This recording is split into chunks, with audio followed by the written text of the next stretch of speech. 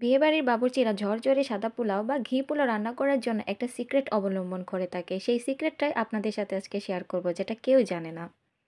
পরিমাণ মতো তেল দিয়ে দিব। তেল দিয়ে আমি সবগুলো গোটা মশলাকে একটু ভেজে নিব। মশলাটাকে ভেজে নিয়ে দিয়ে দিব পানি। পানির পরিমাণটা ২ কাপ চালের জন্য আমি ৩.৫ কাপ পানি নিয়েছি। দিয়ে দিব আদা, কাঁচামরিচ, স্বাদমতো লবণ।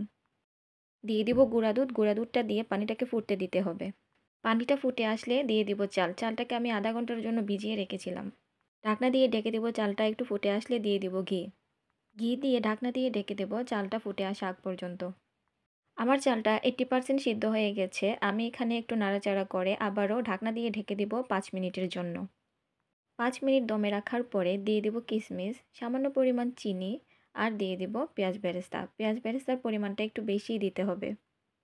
পেঁয়াজের বেরেস্তা দিয়ে আমি একটু নাড়াচাড়া করব। বিয়েবাড়িতে চালটা না ভেজে এভাবেই কিন্তু পোলাওটা রান্না করা হয়।